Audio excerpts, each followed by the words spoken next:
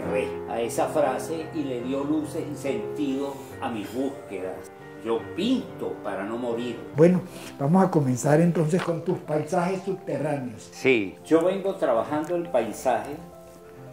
Recordemos que yo soy de Caracas y me vine al Páramo Merideño hace muchos años ya, en el año 80. Y aunque yo no pintaba el paisaje, porque el paisaje lo consideraba secundario, en aquella época de Caracas dibujábamos mucho la figura humana, y el paisaje venía a ser como un fondo, como un telón. Yo no me había dado cuenta que el paisaje era el protagonista y que todas aquellas búsquedas de figuras y de encuentros entre seres humanos que yo trataba de dibujar, sobre todo muchos en blanco y negro, en realidad estaban modificados por el paisaje, porque empecé a vivir dentro del paisaje. El paisaje y sus siluetas aún son reconocibles en mis otras obras, aunque no sean paisajes. Me doy cuenta que se han permeado.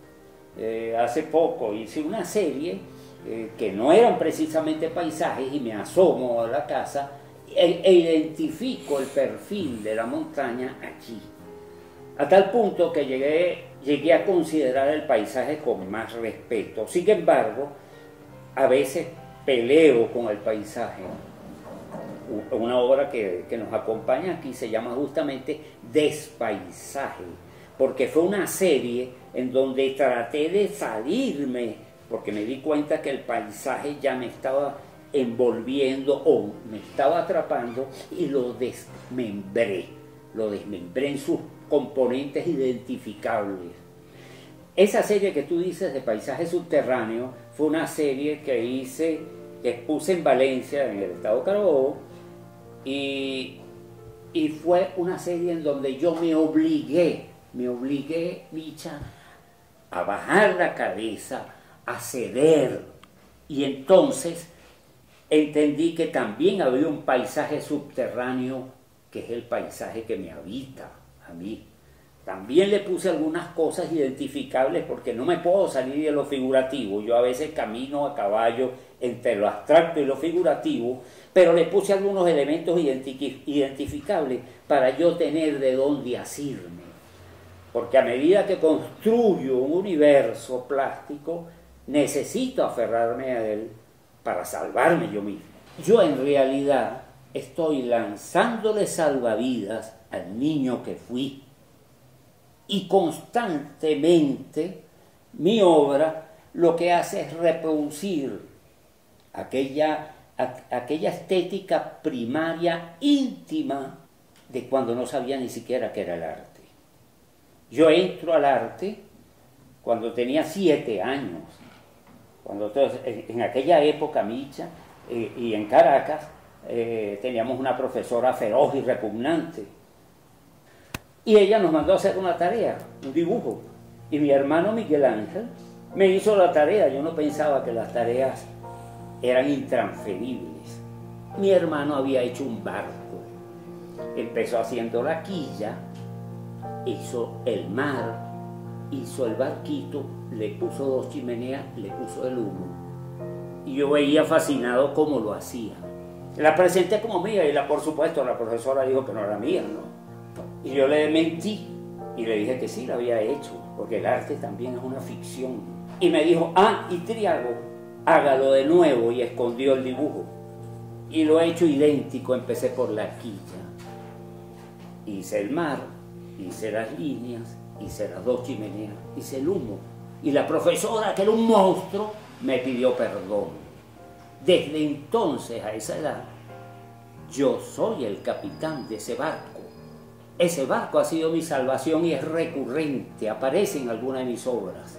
Aparece otra vez la quilla, el triángulo, esa geometría inicial. Se consolidó una estética a partir de aquello que me salvó en su momento. Y yo he tratado de ser el capitán de ese barco. Desde entonces quise hacer aquello que me había salvado. Y después supe que había arte. que había artistas. Mira, aquí hay un cuadro tuyo. Ese es Despaisaje. Sí, Esa es la serie de Despaisaje. Mira, Micha, hay elementos, tú dices, eso pudiera ser abstracto, pero también dices, esto como que es un árbol, eso como que es un cielo. Y entonces todas esas líneas en ese caos quedan domeñadas, pero como que si en algún momento de esa dispersión y antes de que sucumbieran, yo lo logré retratar. ¿Qué es lo subterráneo? Porque lo subterráneo se supone que es una zona que no puede ser percibida, pero tus paisajes son subterráneos y son percibidas. Entonces la pregunta es, ¿cómo haces tú para percibir lo que no puede ser percibido? Y en este caso lo que está bajo la tierra. Lo imagino, me imagino el mundo de las raíces, la humedad de las tierras, los musgos y los tubérculos y los trozos de piedra. Y es como que si, a veces yo siento que cuando hago esos paisajes, me licúo y me vierto entre dos vidrios. Y lo que quedó soy yo, evidentemente. Esto soy yo. Esto soy yo. Yo no estoy pintando lo que existe tal cual. No busco, sino volver a tratar de salvarme desde niño. La faena infantil está en mi proceso de producción. Lo demás es un ornato, una necesidad de justificarme en el oficio. O sea que tú no distingues entre realidad y ficción. Consideras que la realidad contiene la ficción y la ficción contiene la realidad. Sí. Es decir, que son dos polos de una misma relación. Sí, son inherentes. Y sobre todo en el oficio de taller, en mi trabajo, que quedo en ese territorio, en ese margen, en ese litoral. Te pregunto, ¿nuevas posibilidades para realizar tu oficio o este oficio ya está periclitado? Bueno, tú dices, ¿qué dificultades tengo yo? De todo orden. Yo intento paliar mis frustraciones, mis estados de ánimo, mis agujeros, intento coserlos a través de una producción constante que busca salvarme, mas no es que la he salvado, sino que es un proceso que no vengo, o sea, aquí no hay una obra acabada, evidentemente. Probablemente desde mis primeros cuadros hasta este momento es un solo cuadro, es un diario de contentos, descontentos, de alegrías y de emociones, porque hay un registro de las nuevas tecnologías que más quisiera yo. Nosotros los productores de estas cosas que mi mamá llamaba mamarrachos, decía, Francisco, deja de pintar mamarrachos y estudia.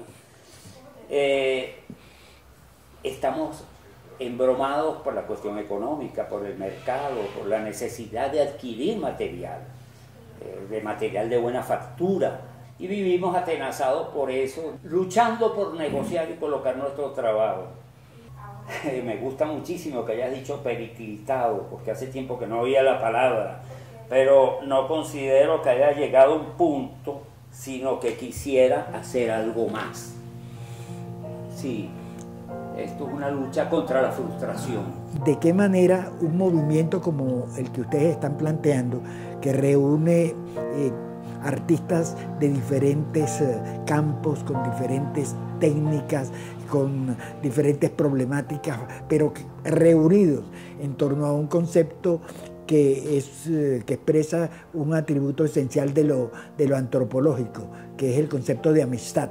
La experiencia que nos convoca, que es la exposición entre amigos, es en realidad un estar agarrado de manos de un grupo. Estamos tomados de mano porque creemos en el arte. Hay sabemos que el arte es una tabla de salvación superior. ¿Qué es el arte? ¿Qué es el arte? Yo he intentado desde hace muchos años y ha ido reuniendo conceptos acerca de lo que es el arte, una de las cosas que yo recuerdo es este cantante y compositor Nacho dijo: canto para no morir, porque el arte es la lucha contra la muerte. De ahí me aferré a esa frase y le dio luces y sentido a mis búsquedas. Yo pinto para no morir. Si el arte fuera concebido como un proceso de producción más, ¿qué quisieras tú producir ahora en esta nueva época? Oye, he visto en Europa básicamente un tratamiento estético de las fachadas. Han usado equipos, proyectores o algo que me interesó muchísimo sobre las fachadas de edificios góticos, por ejemplo. Había un desplazamiento de elementos hechos con lujo, no sé cómo, que me cautiva, y veo, viendo eso y admirándolo, siento que uno está en pañales con un elemento rudimentario, artesanal, que es el humilde cuadro de 2 dimensiones pintado en plano. Ok, perfecto. Entonces fíjate, tú te estás planteando la posibilidad de intervenir fachadas. Y hacer una fachada es como esculpir, ¿no? Yo lo veía más desde la parte de modificar aquello que nos ha sido, que ha tenido la rigidez de los tiempos.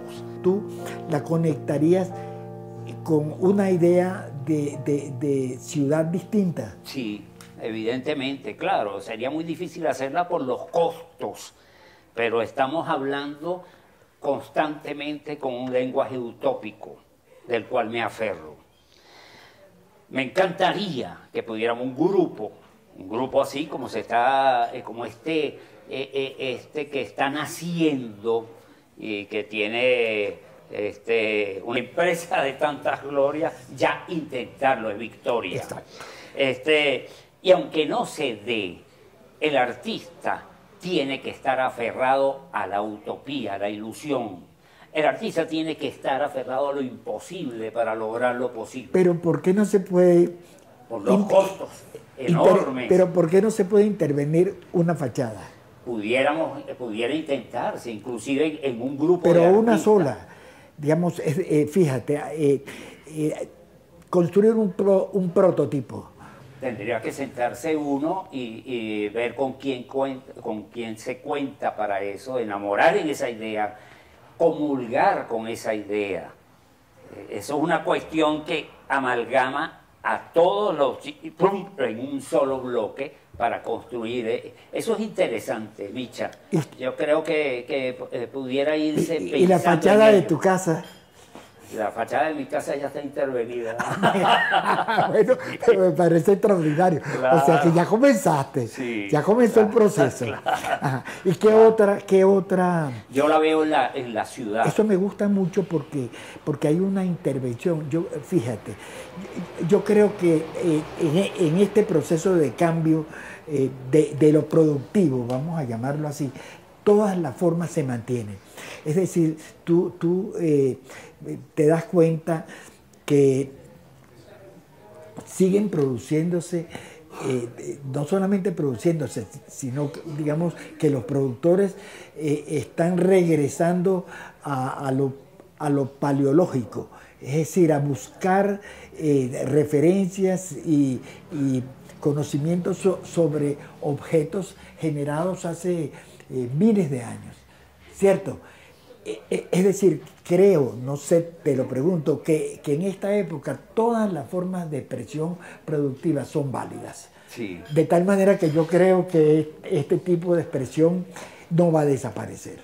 No. Claro. No. Lo que pasa es que hay un avance tecnológico que nos está dando unas herramientas que pueden ser usadas en función de la imaginación.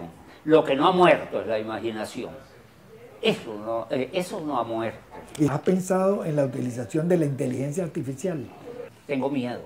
La palabra artificial metida de golpe o la inteligencia supone algo extraño a mí mismo. Pero fíjate que lo artificial viene precisamente de arte. Sí. Es un artificio. Sí. Es una inteligencia creada por el hombre. Claro. Creada por el arte. Claro. ¿No? Sí. Tiene en relación con la inteligencia individual, tiene algunas ventajas, por ejemplo. Seguro. Sin duda alguna. Seguro, ¿no? seguro. O sea, por lo menos la información que logra reunir en una búsqueda temática cualquiera es una información a la cual el individuo en ese tiempo que lo hace la inteligencia artificial no puede, claro, no puede realizar. Son los avances trepidantes, los avances en donde uno pudiera sentirse relegado. La otra cosa que estábamos conversando antes es que hoy en día el mercado ha dejado de ser, sigue existiendo como mercado local y no va a desaparecer como mercado local, pero se ha abierto otra dimensión que es el mercado global y se han abierto las plataformas de mercantiles. Yo no conozco casi esas nuevas tecnologías y eso me da como un miedo porque me está dejando al margen y me está convirtiendo en un artesano de taller o de caballete. Pero al mismo tiempo, cuando tú hablas de lo anterior, de lo paleolítico, yo me doy cuenta que en algún momento eso también perduró en el tiempo, como pueden perdurar estas cosas que uno pinta. La base del movimiento es el diálogo y el diálogo tiene que reproducirse, reaprenderse, repensarse y generarse entre todos los fundadores y los que van a incorporarse. Bueno, vamos a terminar esta gratísima conversación con una pregunta. ¿Para dónde va Entre Amigos? Eso lo va a decir esta primera muestra. Esto va a ser Entre Amigos y Entren Amigos. Muy interesante. Bueno, sí. Que entren todos. Sí, muchas gracias. Exacto. Un placer.